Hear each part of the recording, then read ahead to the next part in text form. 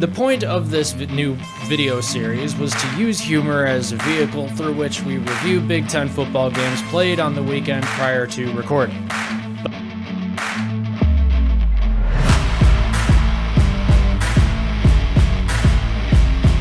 Hello, everybody. We're back. It is the Team Rivalry Big Ten Bowl season preview. Mac, how's it going over there? Football finally is back. I'm your host, Cliff Richardson. Below me is, or above me, I'm not really sure what he's looking at. That is Mac Richardson, our commentator extraordinaire in the other video. Well, it's been a while. We kind of, you got the Big Ten championship, and then things just kind of like, I guess we're just waiting around now for things to happen. Yep. All of the Big Ten teams did well enough that their bowl games don't start until late December. So right, which is nice. So we didn't miss any, although we almost did because we forgot we needed to record this preview. Yes. But here we are. Before we get into it, I'd like to remind everybody where you can find us. TeamRivalry.com is the website. Mac, where can they find us on the socials? You can find us right here on YouTube. And I can't remember. Is our handle on YouTube at Rivalry B1G? No, it's at Team Rivalry. At Team Rivalry. Thank you. All right. Yeah. You can find us right here on the tube of you in case you somehow found us and don't know how to re-find us. So you should probably just go ahead and like, comment, and subscribe and hit the notification bell. Ding, ding. You can also find us on Twitter where our handle is at Rivalry B1G. That's a capital B, capital G, and a capital R way there at the beginning.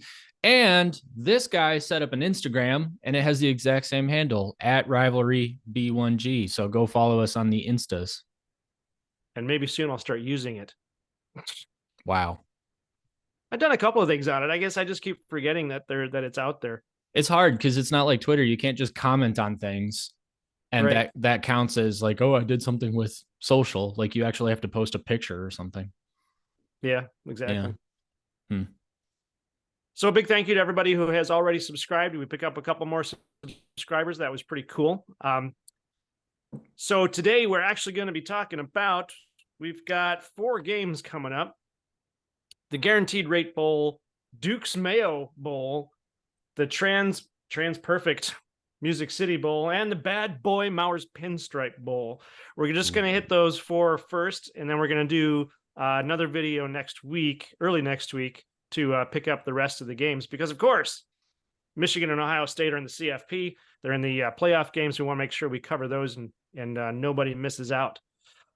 Skipping ahead, though, we're going to move along today, keep things going. Mac, I got the trivia question for you. Are you ready? I'm ready. Hit me. All right. Out of the 4 games we're going to talk about today, which bowl game is the oldest?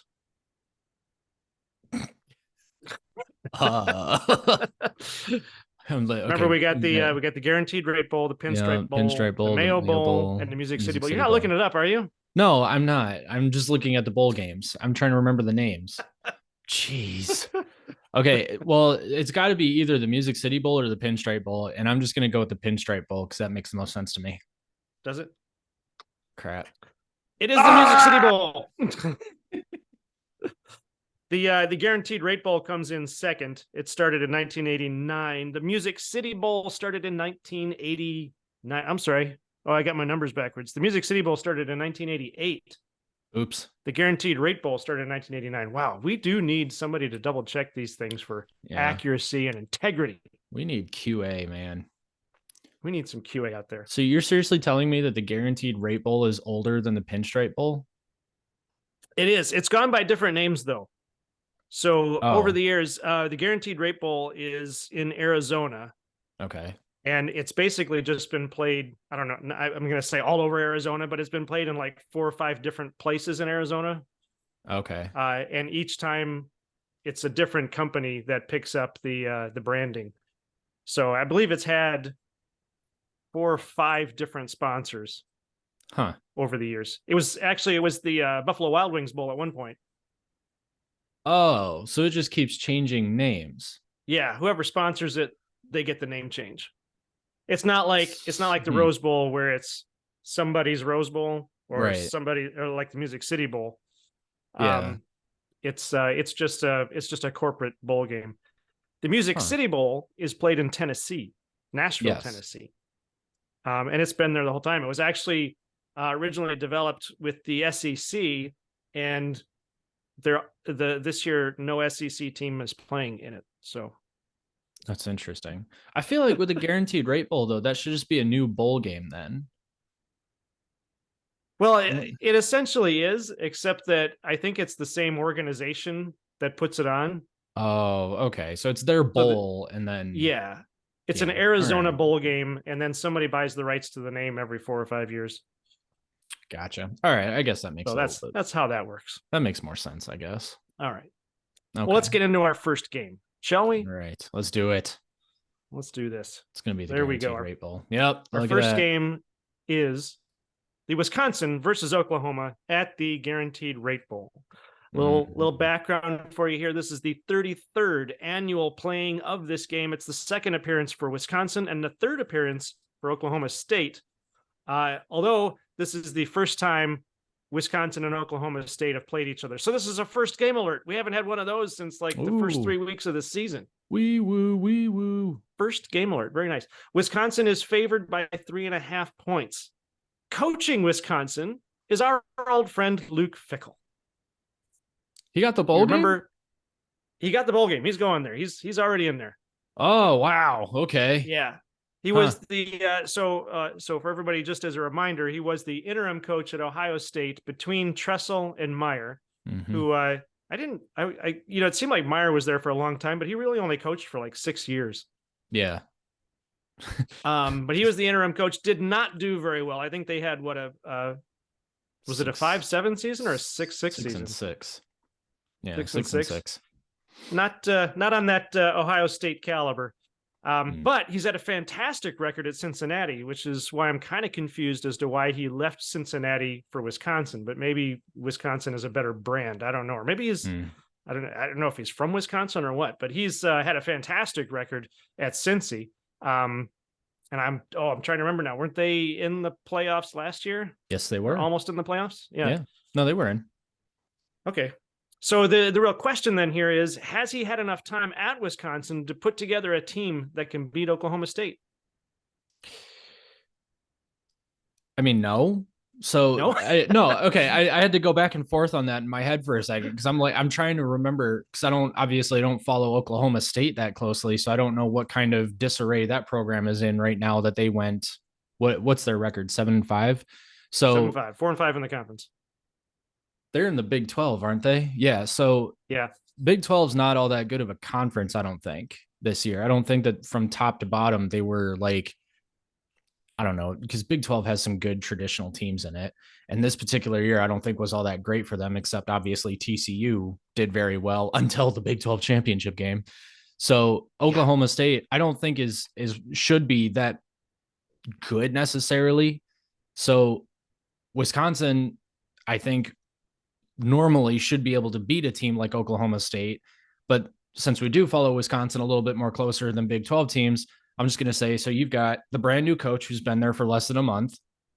You've got your quarterback transferring to Florida. Graham Mertz has gone to Florida. Braylon Allen. Oh, that's right. I forgot about that. Yeah. Yeah. So Braylon Allen is staying is it Madison? Yeah, Madison. Which is going to give them a lot of hope. So for me, I'm just thinking about Luke Fickell, and I'm trying to think, like, what is he going to do to try and get this game for Wisconsin? And I don't think it's going to end up being enough. I do think that Oklahoma State's probably going to win this just because they're they're as complete a team as a 7-5 team can be right now. But I think Luke Fickell could potentially have a chance to put together at least he's got to put together a very simplified playbook, and it's probably going to rely quite a bit on Braylon Allen. So he should be counting his lucky stars that Braylon Allen is staying.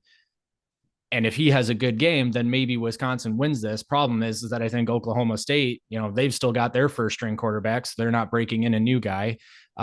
Also their quarterback. No. He is transferring also. I just remembered that Oklahoma State's first string quarterback is also transferring. So he's gone too. Okay. Which now that I say all of this, I might completely change my tune here because Braylon Allen has over 1,100 yards rushing, and Oklahoma State's running back has 543 yards rushing, and Wisconsin's defense is 9 points better than Oklahoma State's. All right. So I'm really sorry, but I'm going to completely change what I'm saying. Wisconsin's probably going to win this game. Oh, man. Yeah. Right here on the fly. Right here on the fly. Yeah. Picking a different team. All right. I completely forgot their quarterback was transferring. So yeah, both teams are kind of in disarray. Luke Fickell's a smart guy. I guess the only thing that Oklahoma State really has over Wisconsin is that their coach is the same. So they've got some stability there. But right. Yeah, I mean, if Braylon Allen has a good game and Wisconsin's defense plays the 20 points per game that I'm seeing here, then yeah, I think Wisconsin wins. Yeah, looking at the stats, I mean, we've got what OSU has more points per game, but they're also allowing more points per game. Yeah. What they have, well, and it's the same with the total yards. They're getting more yards, but they're allowing more yards. They're allowing a lot more yards than Wisconsin. So Wisconsin's got the better defense. Yeah. So all right, the top secret team rivalry predictor, which is still the same predictor from the season. I haven't had a chance to update it yet. I'm not going to do that until next season, just to keep it consistent as we go here. But the top secret score predictor has Wisconsin 28, Oklahoma State 16. 28-16. Nice. Yep. So I thought that we weren't doing scores. So I didn't We talked about scores. We weren't going to do the old scores. We weren't going to do. Oh. Jeez. All right. Well, to be completely honest with you, 28-16 was what I was going to pick. All right. So just to spite you, I'm going to say 24-14. 24-14. You can't see it. There we go. Yeah. Just okay. I'll take your word for it. Yeah, do that. Oh boy. Oh boy. Moving on to our next game, we have Maryland and just man, their logo just throws me off. It looks like it should be Syracuse, but you got the NC in there. It's North Carolina State at Duke's Mayo Bowl. I'm not sure what Duke's Mayo is. Is that mayonnaise? I should have looked that up. Yeah, it is. It is Duke's mayonnaise. Okay, it is the 21st annual game for this bowl game. The first appearance for both teams, but this is the 70th meeting between Maryland and Syracuse. So they play each other a lot, but now finally they're going to play each other in a bowl game or in this bowl game. They were both part of the ACC for a while. Yeah. All right. When Maryland was in the ACC. So right. Yeah. At my last check, they did not have they didn't say who was actually favored in this game. Although I think Maryland's supposed to be favored, but I don't know by how much. So if you can look that up. It's 0. It's a what do you call that? A tie? It's a tie.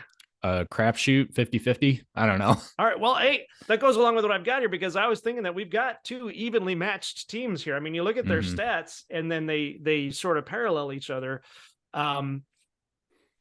The offsets here are Maryland has Tagovailoa, who I'm pretty sure is supposed to be playing. I think he's healed up now. Yeah. NC State has basically the home field advantage because the bowl game is in North Carolina. So I'm assuming they're going to have more fans there, although Maryland isn't that far from North Carolina. So it's not like it's a big trip. But these are teams that know each other well. So what do you think? Who's got enough advantage to win this game? Actually, I think Maryland is probably going to come out on top here. And that's the viewers don't know this, but before we started filming, I said that pretty much every Big Ten team except for Michigan and potentially Ohio State were going to lose their bowl game. But now I'm going back on that twofold. So the way that I think about it is Maryland to start the season felt like they had a shot at beating they almost beat Michigan. They felt like they could have beaten Ohio State, and they actually played pretty well against them. They lost that only by 2 touchdowns, and it honestly was closer than the score suggested. The only curious thing for Maryland is that they lost to Penn State 30-0, and lost to Wisconsin, a shaky Wisconsin team, like we just talked about, 23-10. So this to me says that Maryland is wildly inconsistent. If I didn't know anything about Maryland, those scores alone would say that Maryland is wildly consistent and wildly inconsistent. Sorry. And looking over at the other side of the equation, you've got NC State, who beat North Carolina 30-27 in double OT. They lost to Louisville 25-10. That's a bad loss. They lost to Boston College. Boston College isn't all that great. Remember, they lost. Rutgers came back against them by like 2 or 3 scores and beat them. So Boston College is not a great loss. Wake Forest was actually pretty decent this year, but they lost to them by 2 scores. And then Virginia Tech also was a little bit lackluster, and they lost that game too. Or no, I'm sorry, they won that game, but Virginia Tech was lackluster, like I said.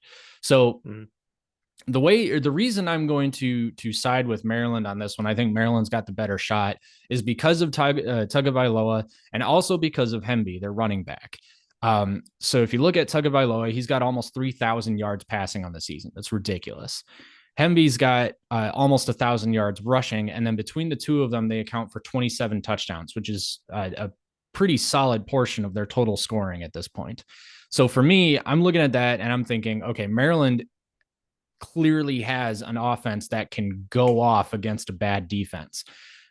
The problem is that NC State doesn't have that bad of a defense, but they haven't exactly played the kind of competition that Maryland has. Maryland's played Ohio State, Penn State. They played Michigan. They almost beat Michigan. NC State has played, like I said, Louisville, Boston College, Virginia Tech, North Carolina, really. So Maryland has the stronger strength of schedule at this point. The FPI on ESPN has Maryland at a 53.2% chance of winning, and the money line is dead even, minus 110 for both teams. So I think the over-under is 47, which to me says that they probably think one team is going to end up running away with this. So 47 seems kind of low for two teams that should theoretically be able to score because neither team has all that great of a defense.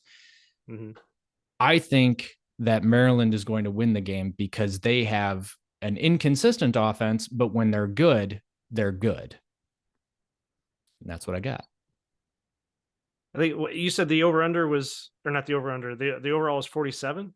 Over-under is 47. Over-under is 47. Yeah. So you're looking at 24 to 23? That doesn't quite work, but yeah. So I think they're looking at it's probably going to be by a field goal, I would guess.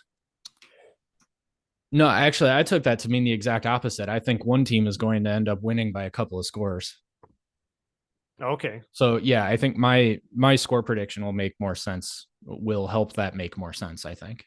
All right. Well, the Team Rivalry Top Secret Score Predictor actually is going with North Carolina State on this one, 24-18. Wow. Okay. 24-18. That's almost 47. That's 42. 42. 42. Yeah. Excuse me. Jeez. So there's one thing that I didn't consider is that Maryland is a quick scoring offense, much like Ohio State. So they might not hold the ball for that long, but they might put up a lot of points. They also might get taken 3 and out a couple of times, which makes me think that your score prediction is probably going to be closer. But I'm going to operate off of what I was saying before with Maryland's offense being, good when they're consistent, I guess. So right. To me, this game goes 31. Jeez. There we go. 31-16, Maryland. Okay. So you're just going straight up with the 47. Yeah. 31-16. All right. Mm-hmm. That's fair. That's what I got. All right. Our next game, Iowa versus Kentucky. Whoops, going backwards here. Iowa versus Kentucky in the Transperfect Music City Bowl. I didn't even look up to find out what Transperfect is. I'm assuming it's a transmission shop of some sort. Anyway, it's the Music City Bowl in Nashville, Tennessee. This is the 25th game. The first appearance for Iowa, they would have gone in 2020, but 2020 was canceled for a virus of unknown origin. This is the 5th appearance for Kentucky, and it's the second meeting for these two teams. The first meeting was actually in the Citrus Bowl, and the date threw me off on this because the date is 2022, but it was January 1st, 2022. So it was last year's Citrus Bowl, and Kentucky won 20-17. Kentucky is favored in this game by 2.5 points. Like we were just talking about with the Maryland game, I think this game is also going to be a squeaker. And I don't know how to pronounce this guy's last name. I want to say Levis. Will Levis. Levis. Okay. Yeah. Will Levis looks to be the more confident quarterback based on his stats, but Iowa's defense, I think, should give him some trouble because Iowa's defense was really the star part of their program this past season. Do you think Iowa has recovered from the loss against Nebraska to pull out a win here? I am not sure. And the reason I'm not sure is because I'm trying to determine whether or not Will Levis is playing in the bowl game. Will Levis is the X factor here, and I'm trying to very quickly look through this article here to see if Will Levis, if you have a chance while I'm talking about this to do a quick search and see if Will Levis is playing, that would be awesome. All right. Because I haven't heard anything, but he is expecting to declare for the NFL draft because he's a phenomenal quarterback. But he might not play. It first comes up immediately and says, no, he's not playing in the bowl game. Really? Yeah, that's on Sports Illustrated. Will Levis, Kentucky. Okay, so yeah, he has announced that he will forgo playing. This is on Sports Illustrated website. Will Levis has announced that he will forgo playing in Kentucky's bowl game, ending his 2-year stint as starting quarterback for the Wildcats. Okay, and so Kentucky brought in a quarterback off of the transfer portal to replace him, but obviously I don't think anyway that they have immediate eligibility. I think that's for next year. So they're going to be playing a second string quarterback. Well, and in that case, I'm thinking a second string quarterback is going to do a lot better than a transfer quarterback because he's not going to have time to mesh with the team. Yeah, no, you're right. Honestly, I'm still kind of leaning Kentucky here. And the reason is this. All right. The reason is because Kentucky and Iowa have very similar defenses. Kentucky is just a tad worse, but just a tad. So you look at it, points allowed per game, 19, total yards allowed, 320. That's 60 worse. Yeah, 60 worse than Iowa. That's not great, but they only allow 146 rush yards, and then they only allow 173 pass yards. So it's not the world's worst defense by any metric. Iowa's offense, however, is one of the worst in the Big Ten, potentially ever, unfortunately for them. They had a good thing going against Minnesota. They beat Minnesota. They beat Wisconsin by a couple scores, which is wild. They beat Purdue, which is also kind of wild. Not sure what's going on there. They also beat Northwestern. The problem is that Kentucky played a really close game against Georgia. Unfortunately, they also played, now that I'm looking at this, they also played a close game against Vanderbilt and lost, which makes zero sense. So I don't know who's going to win this game, man. I mean, they've got, it's the weirdest thing. Like ESPN's FPI has Kentucky at a 51% chance of winning, but Iowa is favored in terms of the spread. So okay. This is really weird. With Will Levis out, I was fully going to say that if Will Levis is playing, Kentucky is going to win, and it's probably going to be by 2 or 3 scores. But since he's out, I still think Kentucky is going to win, but I don't think it's going to be. I think it's going to be like a last second field goal kind of thing, and then I think Iowa is going to need to look at themselves in the mirror. And you know what? They kind of already have, bringing in Eric All and Cade McNamara from Michigan. That's immediately going to be a good upgrade for their offense. So good for them for that. Well, that should be next year, right? Yeah. Yeah. But for this particular game, I still think Kentucky has an offense that can be good enough to beat Iowa.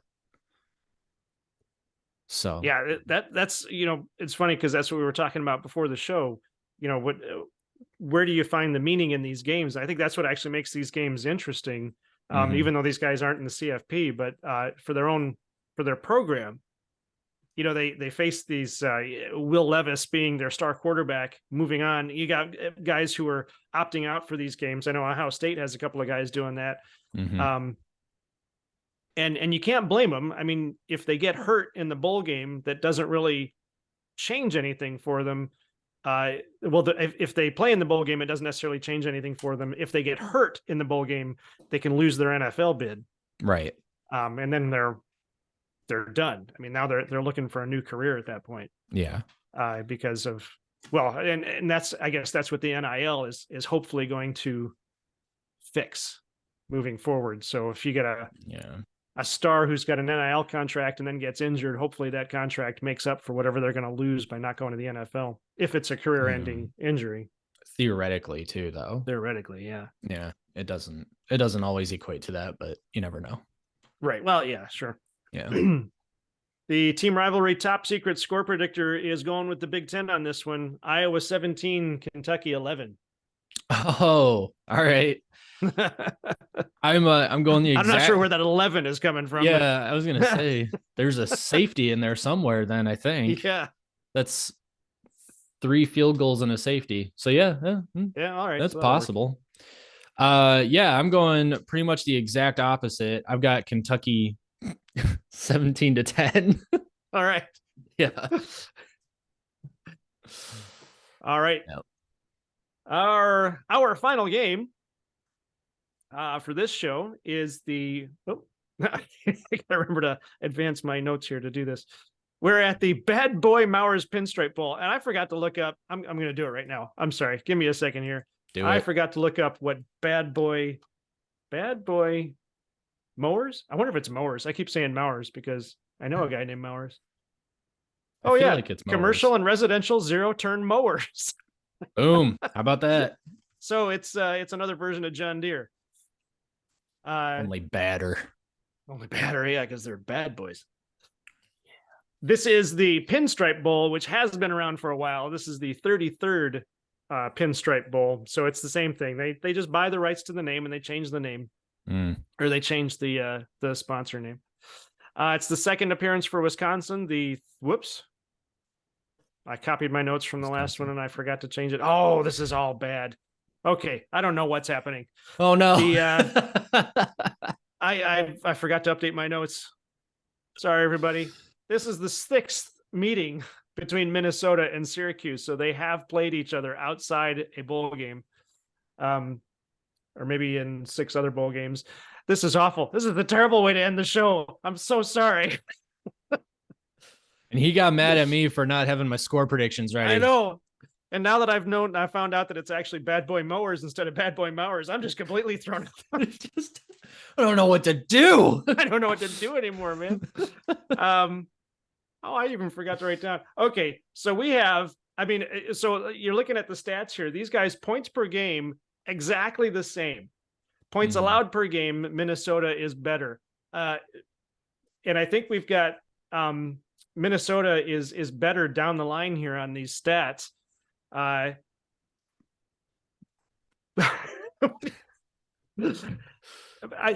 it's funny because Minnesota had such a bizarre season where they were going to take the Big Ten West, we thought for sure, and then they sort of fell away, and then they kind of came back, and then they dropped off. Can Minnesota finish off their season on a high note and take down, peel the orange? Let's say peel the orange, juice the orange, juice the orange, yeah, juice the orange. Yeah, I think they can. All right. Yeah. So here's what I'm looking at, right? For as much as Minnesota kind of fell apart, so they had that bizarre loss against Purdue 20-10, and then another bizarre loss against Illinois 26-14, and then a not so bizarre loss, but a huge loss to Penn State 45-17. They then rattled off 3 straight wins. Unfortunately for them, those 3 straight wins were against Rutgers, Nebraska, and Northwestern. And then they promptly lost to Iowa, and then for some reason decided to beat Wisconsin. So roller coaster, to say the least. You know what I'm saying?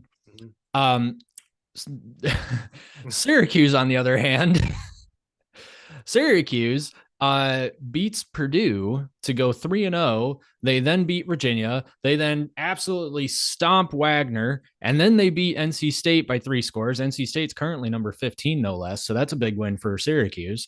And then they lose at Clemson by a touchdown, and then they get blown out by Notre Dame, and then they get blown out by Pitt, and then they get blown out by Florida State, and then they lose to Wake Forest, and then they just barely beat Boston College. Well, not just barely. I guess that's 2 scores, but it's Boston College, so it's just barely to me. So for all of the expectations going crashing, fiery, blazy into the ground kind of stuff going on that Minnesota had, Syracuse had it probably a lot worse because they lost more games and they're in a worse conference. So that's not great for them. Minnesota's definitely the more talented team here. I believe Tanner Morgan is playing in this game. I'm pretty sure. I might double check that very quickly. Check that? Yeah, go ahead and double check that real quick. Does Minnesota have any players opting out before I say what I'm about to say? Go for football opt-outs for bowl game. Because it's not quite as go ahead. I'm sorry. Well, I was just gonna say because if no one opts out, which I don't think, I mean, Tanner Morgan's been there for like 6 or 7 years at this point. Why would he just ditch for this game? I mean, it's not like Minnesota's really ever played for anything that important while he's been there. And he's a good quarterback too, but I don't know why he would just, quit. So as long as he's playing, it looks like he is playing. He is playing. They talk about his concussion. He missed, it says Tanner Morgan has been the starter, but has missed time at quarterback due to a concussion. Oh, wait a minute. If he can't play, backup Athan Kalamaikas will start. So they're not even sure yet. Oh, okay. This was... There's no date. Here. This is December 19th. Yeah, so 4 days ago. Okay. So yeah, they're still not sure if he's playing. Okay. Well, unless it's been announced yesterday. So I don't necessarily think Tanner Morgan would be the X factor in this. I think that's probably actually Mo Ibrahim. So as long as Mo Ibrahim is playing, which I'm pretty sure he is, there's still time for opt-outs, so you never know. I think Minnesota is going to win this game because they have the stronger offense and because they've kind of gotten their stuff together late in the season, whereas Syracuse is riding a 1-5 skid. Ooh. Yeah. So not great. Not great. No.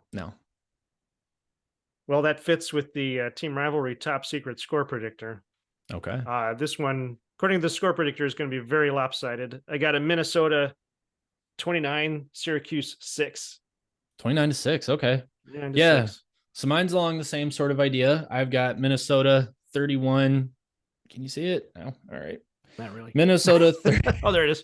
Minnesota 31, Syracuse 10. And I just realized the over under is 42 and I've got 41 points scored. So bet the under. Nice. All right.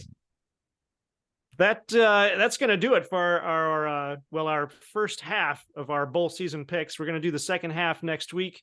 Just wanted to make sure we had enough time to cover these, even though I completely messed up the Syracuse Minnesota game. Sorry about that, everybody. If you disagree or have any comments regarding what our picks are for this game, please leave your comments below. Hit that notification bell. Hit the subscribe button. Go on to Twitter and follow Mac on Twitter. He's got the official account there. It all helps. We all appreciate it. It's all free. That's the important thing here. It's a good deal because it's free. We're doing this for you. You're paying nothing. You're just watching. You're enjoying. You're having a good time. All right. Hopefully. Any parting thoughts for the viewers there, Mac? If it's free, it's for me. I like it. Yeah. Thank you, everybody, for hanging with us through the entire video. Mac, take us out. Thanks for hanging on. Thank you so much for watching this. We really appreciate it. We do. It means a lot to us. Yeah, thanks. Sorry. This is Team Rivalry. It'll be better next week, folks. I promise. We'll see.